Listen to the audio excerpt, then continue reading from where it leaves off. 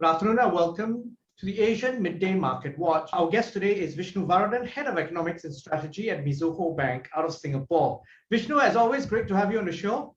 Hi, Brian. Always a pleasure to be here. Thanks for having me on today. Now, Vishnu, before we get your insights, let's take a look at how regional markets are performing right now. It's a sea of red. We start with the SGX, very close to home. It's at 3,079.72. It's down 1.03%. Now, if you look at the KLSC, that's at 1,495.04. It's down 0.46%. Shanghai is at 3,603.68, down 0.8%. The ASX All Ordinaries is at 7,594.5. It's down 0.42%. The biggest decline is in the Nikkei. The Nikkei is at 27,934.5. It's down 2.14%. The Hang Seng is not a lot better. The Hang Seng is at 22,862. It's down 1.43%. And rounding up the numbers, we've got the Kospi, which is at 2,968. It's down 1.57%. So Vishnu, tell us, what's the reason for the sharp declines in markets this morning? Well, I think we've got standalone risks as well as the interaction between risks. So for the standalone risk, Omicron appears to be and continues to confound markets because on one hand, you get reports suggesting that the impact of it is not going to be too horrendous, but yet at the same time, you've got the Netherlands going into lockdown because of how quickly the cases are multiplying. So the jury is out on that. And I think as long as the jury is out on that, markets are not going to take a chance of a recoil given a fairly good year. So they much rather lock in profits than be subject to some kind of a recoil or worse still, a risk-off trade. So I think the psyche here is that anyone who was positioned for Santa rally is quickly withdrawing their bets because they realize the Grinch showed up instead of Santa, and they need to change their game plan. And what's fairly important here is the half full glass became half empty, where the Fed's hawkishness was seen as confidence about the global recovery is now being questioned, especially with the Fed turning even more hawkish. Over the weekend, we've had Fed's Waller saying that he's looking at starting rate hikes as early as March. And speaking of quantitative tightening, that's to say the expiring bonds do not reinvest that money by middle of 2022. And you also have got another Fed Williams, saying that he doesn't think that starting rate hikes would lead to a recession. So that's bordering on policy complacency in the context of Omicron. And so I think markets are getting skittish about a policy mistake. So for these reasons, year-end markets, thin markets, cost benefits not hugely attractive. And so the response we're getting is not a complete surprise either.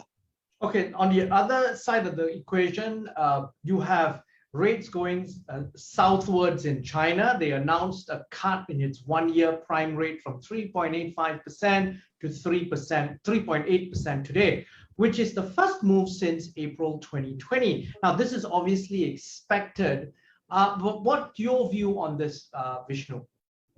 So I think after the Central Economic Working Conference, which is essentially the highest policy body guidance on where China policy is going, it was already quite clear that it's an unequivocal easing bias that PBOC is going to take, which explains why the magnitude of the rate cut is not earth-shattering. But I think the signaling there is very important.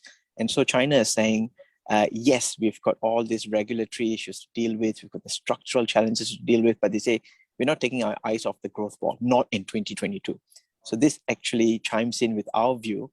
And we thought by no later than Q2 next year, they would have put in very strong policy support to make sure the economy is humming away by the time they get to the October-November party congress, which is a very, very important once-in-5-year power transition.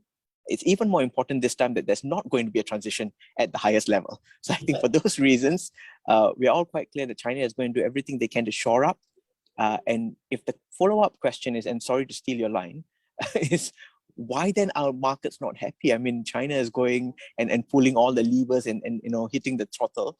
The reasoning may be that two schools of thought around it. One is the conflicting Fed PBOC policy can kick up its own volatility. The other being maybe China is coming in a little too late and doing a little too little at this point of time, given that the tightening that they've done in the property market hasn't been fully reversed, and the clarity on it is not as as crystal clear as it could be. Now, Vishnu, on the other side of the equation in terms of commodities, obviously oil prices have dropped with the concerns over the Omicron virus. What is your view on oil prices, given obviously a potential demand shock across the world? And this is where it gets really interesting. The fact that oil reacted that way to Omicron is no surprise. I think oil is one of those commodities that's going to be very sensitive to aggregate global demand. It's the best proxy of, and so it does react that way.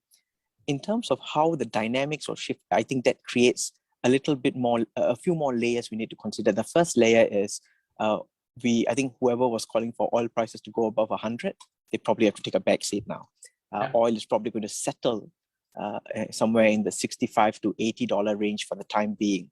But beyond that, at the OPEC plus level, what it does is it gives some credence to Saudi's restraint in restoring supply. So the bigger question for next year is, depending on what comes out of Omicron, but assuming and hoping for the best case of it fading, then will Saudi still drag its feet on restoring supply? Because if that's the case, then it means oil could be elevated for a little longer when that time comes and when that bounce comes.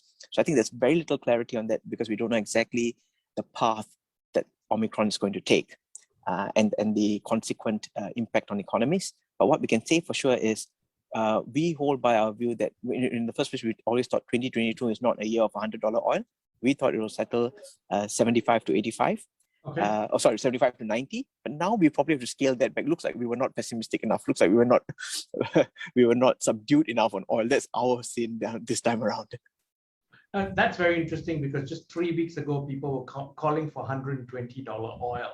Now, final question, Vishnu. One of the events and data points this week, obviously it's the week of Christmas.